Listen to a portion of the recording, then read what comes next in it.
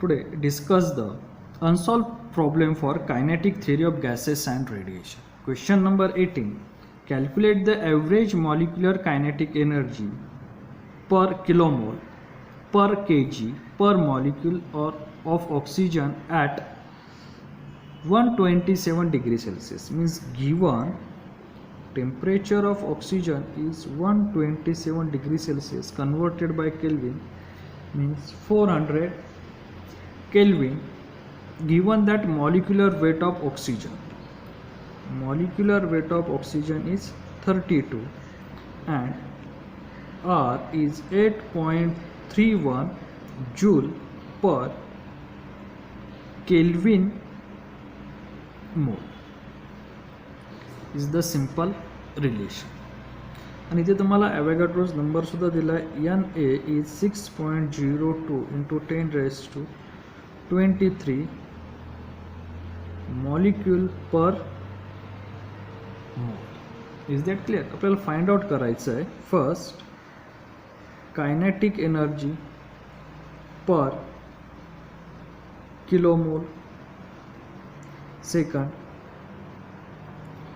Kinetic energy पर kg किंवा kilogram and third kinetic energy per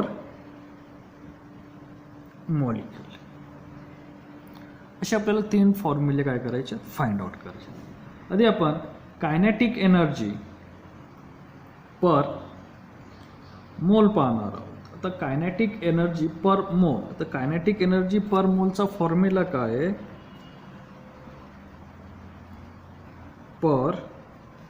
kilomole 3/2 RT. आता इथे आपल्याला R पण दिलाय आणि T पण दिलाय, पण R देताना तो कसा दिलाय, केल्विन मोल दिलाय, किलो मोल मध्ये दिलेला नाहीये.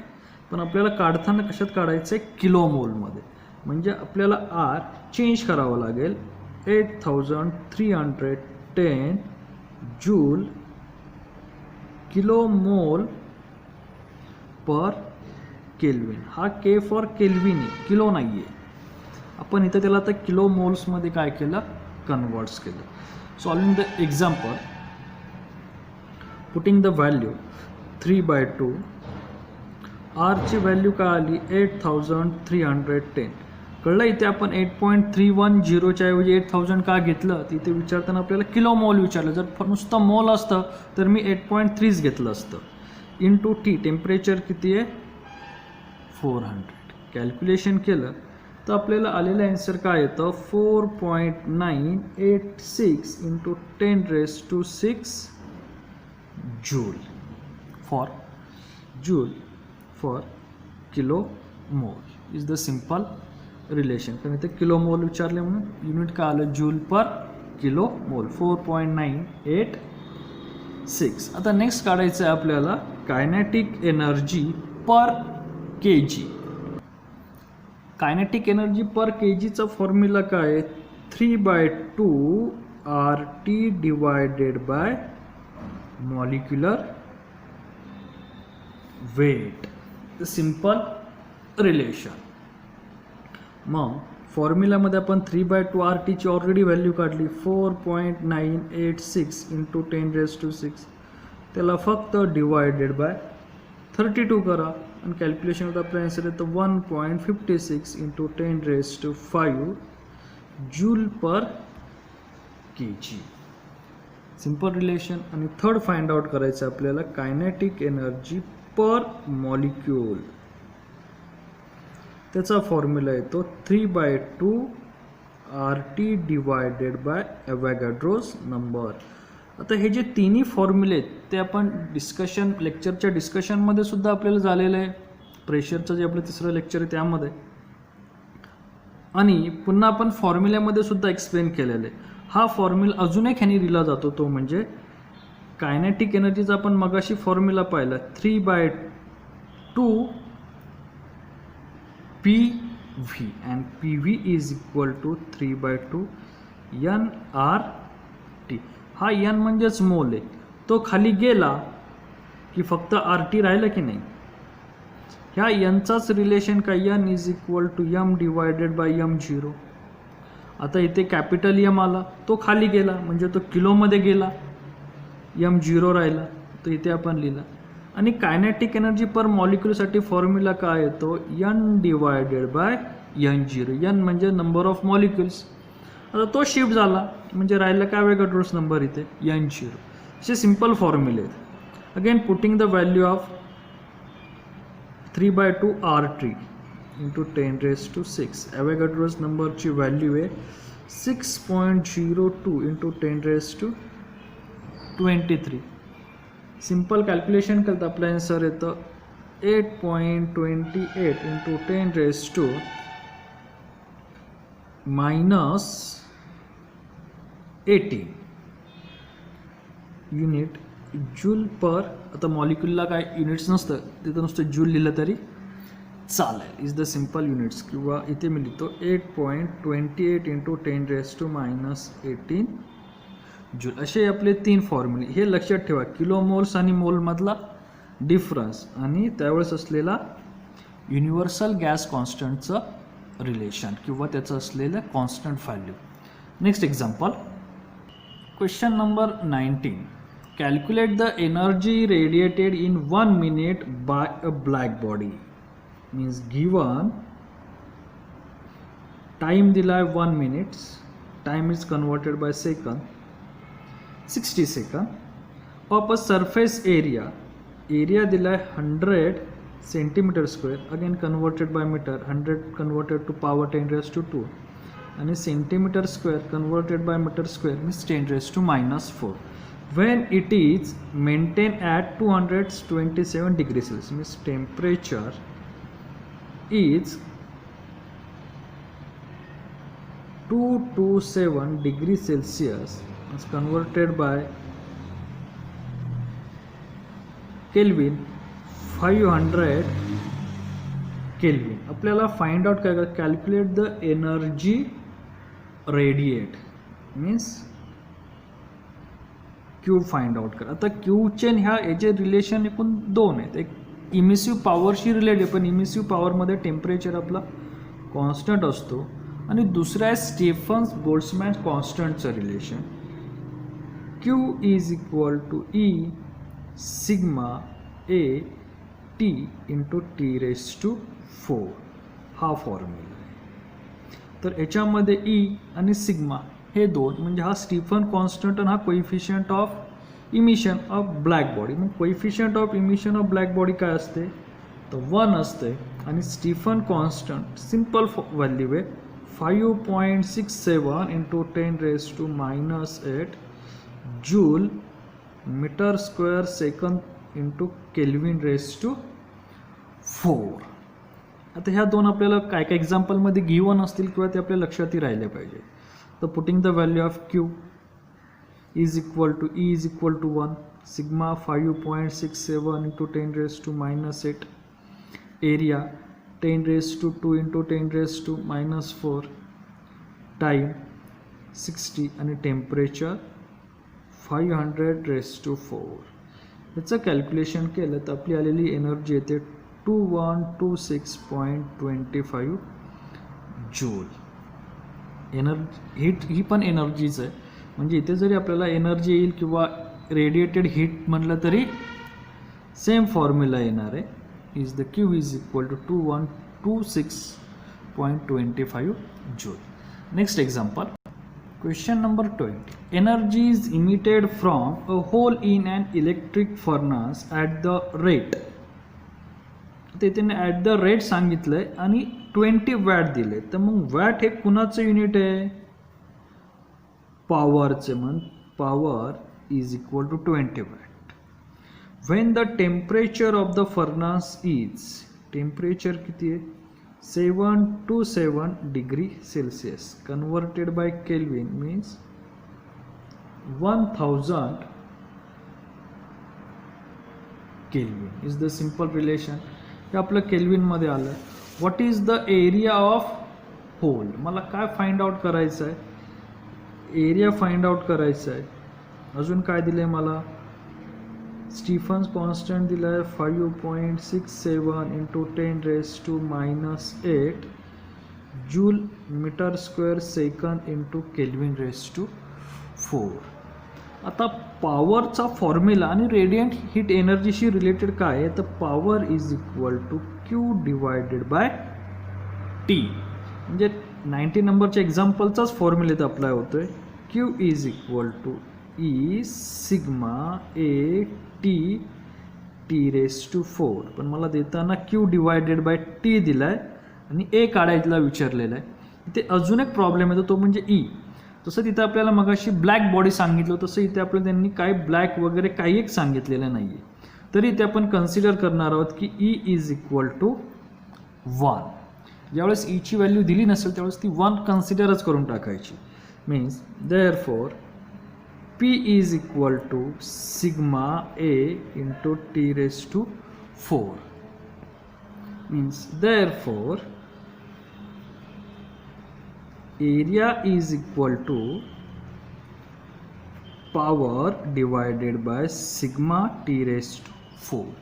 मग पॉवरची व्हॅल्यू काय 20.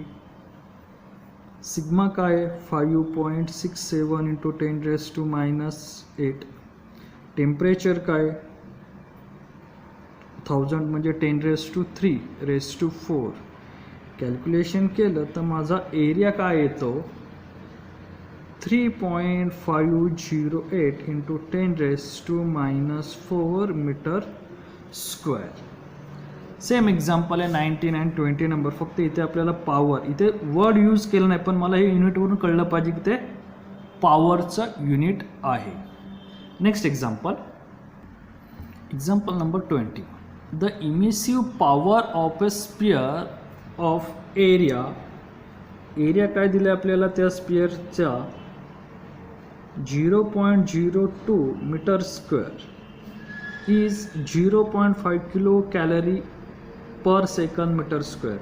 म्हणजे आता हे काय दिलेलं आहे बरोबर आहे की नाही. तर हे दिले आपल्याला emissive power R is equal to 0.5 kilo calorie second metre square. इथे इमिसिव्ह पॉवर दिलेली आहे आपल्याला. What is the amount of heat radiated Q काढायचं आहे by the spherical surface in 20 second. मग 20 सेकंदमध्ये झालेलं हीट रेडिएशन आपल्याला काय करायचं आहे फाइंड आउट करायचं.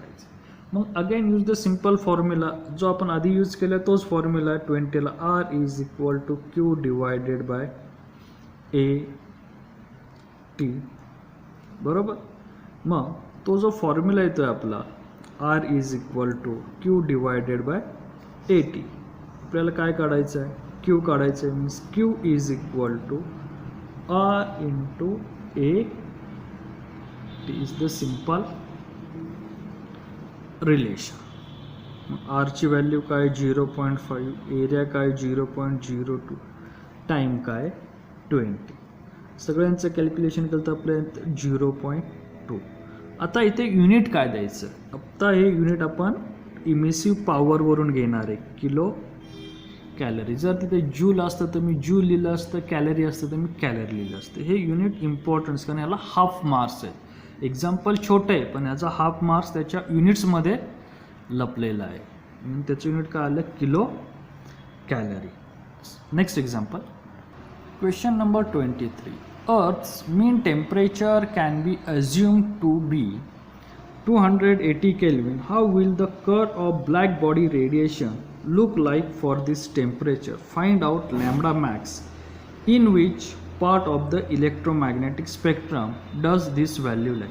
आता फॉर एक्झाम्पल जेवढं मोठं आहे तेवढं छोटं त्याचं आन्सर आहे. गिवनमध्ये तुम्हाला फक्त टेम्परेचर दिलं आहे 280 Kelvin आणि तुम्हाला लॅम्बडा मॅक्स फाइंड आउट करायचं आहे. मग लॅम्बडा मॅक्स आणि टीचं रिलेशन काय आहे तर lambda max is equal to B divided by T. B means Wien's displacement constant आणि त्याची व्हॅल्यू आहे 2.897 इंटू 10⁻³ मीटर केल्विन. संपलं एक्झाम्पल. व्हॅल्यू पुट करा. Lambda max is equal to 2.897 into 10 raised to minus 3 divided by 280. जर calculation केलं तर आपला answer येतं 1.035 into 10 raised to minus 5 metre.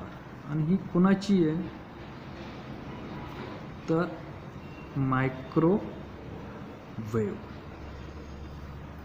मायक्रोवेव्हचं आहे, रिजनची वेवलेंथ आहे. Microwave region is the simple answer. ह्याला हाफ मार्क्स आहे, ह्याला 1.5 मार्क्स. असं आपलं सिंपल एक्झाम्पल आहे.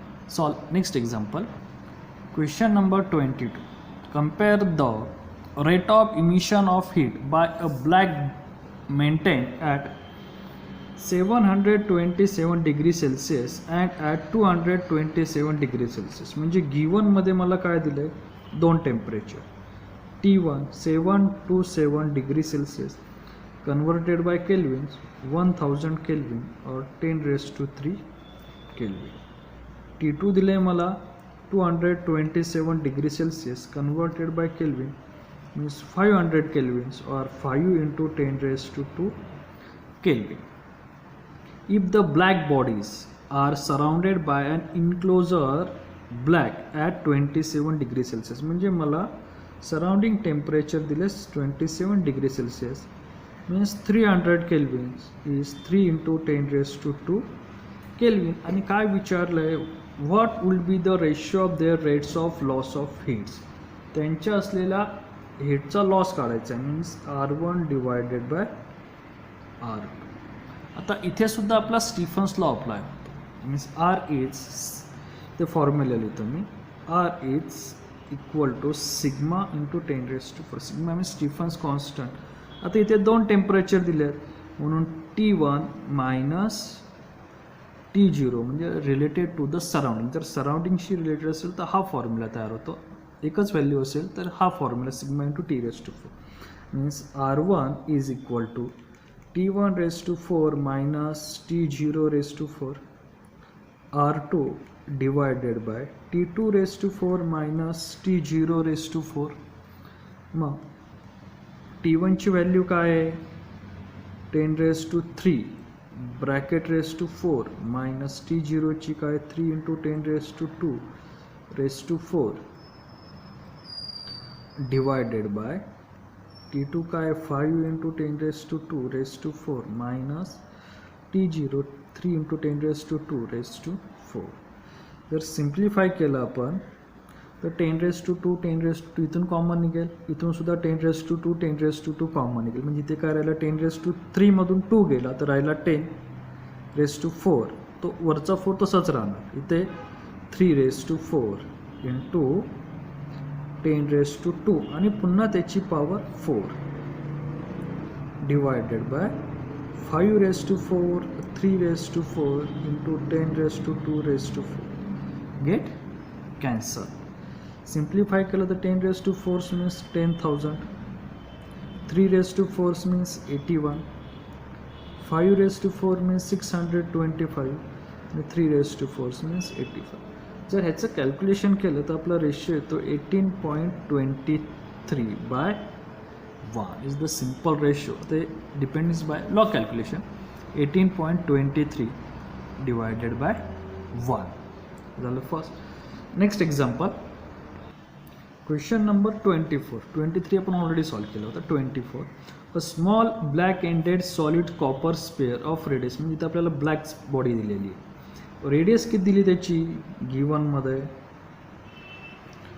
R is equal to 2.5 centimetres means 2.5 into 10 raised to minus 2 meter is placed in an evacuated chamber. The temperature of the chamber is maintained at 100 degree Celsius. म्हणजे temperature दिले आपल्याला 100 degree Celsius converted by Kelvin 373 Kelvin.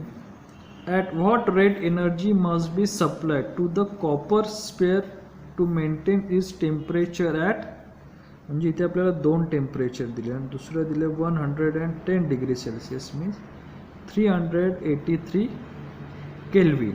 Sigma दिलेला आहे 5.67 into 10⁻⁸ joule metre square second kelvin 4. आपल्याला काय find out करायचं आहे की 100 वरून 110 डिग्री सेल्सिअसला जाताना त्याची हीटचा रेट काय असेल. आता हीटचा रेट काढायचाच म्हणजे आपल्याला काय काढायला लागणार आहे, तर पॉवर काढायला लागणार आहे, रेट ऑफ हीट्स किंवा रेट ऑफ एनर्जी. मग पॉवरचा फॉर्म्युला काय आहे, क्यू अपॉन टी. आता इथे देताना आपल्याला स्टीफन्स कॉन्स्टंट दिले तर मी स्टीफन कॉन्स्टंटचाच फॉर्म्युला अप्लाय करतो. Q is equal to E sigma A small T T1⁴ minus T0⁴. हा T0 आहे आणि त्याला आपण T1 म्हणू बाय एक्झाम्पलनुसार. T1 and T0. ईची व्हॅल्यू दिली का नाही, पण ई काय आहे, ब्लॅक बॉडी असल्यामुळे तो 1 आला. मला पॉवर काढायचं आहे, means power is equal to Q by T sigma area T1⁴ minus T0⁴. Area दिलाय का, तर नाही, तर एरियाच्या ऐवजी मला रेडियस दिली. मग स्पिअरच्या एरियाचा फॉर्म्युला काय, 4πr². लक्षात ठेवा, स्पिअरचा area T1⁴ minus T0⁴. Power is equal to Q by T is equal to, putting the value, sigma 5.67 into 10⁻⁸ into 4 into 3.40 into r² किती आहे 2.5 into 10⁻² bracket square into T1 किती आहे 383⁴ मायनस 373⁴.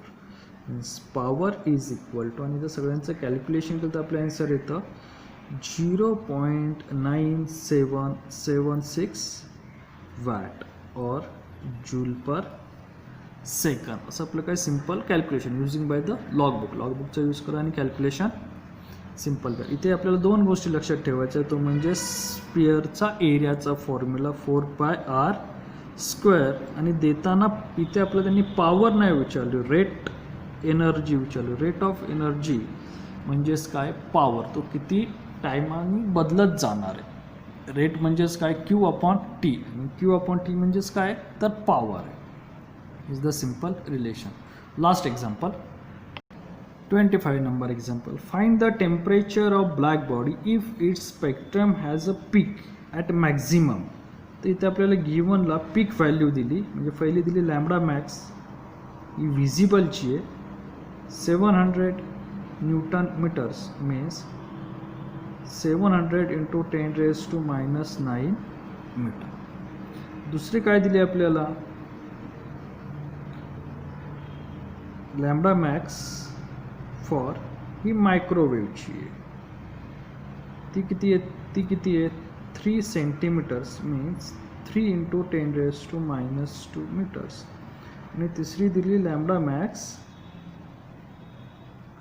FM ची, ती दिलेली आहे 3 मीटर. हिला conversion करायचं. आपल्याला काय करायचं, फाइंड द टेम्परेचर. तर ह्या सगळ्यांचं टेम्परेचर फाइंड आउट करायचं आहे.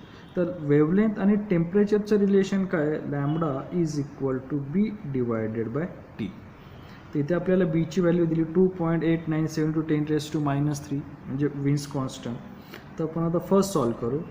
लॅम्बडा आपल्याला टेम्परेचर काढायचं आहे, means T of visible light is equal to b divided by lambda max. मग b ची व्हॅल्यू काय आहे 2.897 into 10⁻³ divided by 700 into 10⁻⁹. Calculation केलं तर आपला आन्सर येतो 0.4138 इंटू 10⁻⁴ केली. सिंपल एग्जाम्पल आहेत, 1 मार्क 2 मार्क और 3 मार्क्स विचारतात. आता बी काय दिले आपल्याला, lambda max for microwave 3 centimetre, means T for microwave B into lambda max of microwave. B ची value 2.89 into 10 raised to -3 divided by lambda किती दिलं आहे 3 into 10 raised to -2. सॉल्व केलं तर आपलं आन्सर येतं 9.66 into 10 raised to -2 केल्विन. आणि third आपल्याला विचारलं आहे FM रेडिओचं temperature means T FM is B divided by lambda max of FM. Value put 2.897 into 10 raised to -3 divided by 3. Simple simplification फक्त 10 raised to -2 वरती शिफ्ट केलं ते येतं 9.66 into 10 raised to -4 केल्विन. आता हे एक्झाम्पल 1 मार्क्स टू 3 मार्क्स विचारले जाते. म्हणजे एक MCQला सुद्धा एकच एक्झाम्पल विचारलं तर 1 मार्क्स सुद्धा येईल आणि 2 किंवा त्यापेक्षा जास्त विचारलं तर तसे तुमचे मार्क्स काय होत जातील वाढत जातील. ओके स्टुडंट, काही सजेशन असतील तर त्या कमेंट्स बॉक्समध्ये लिहा.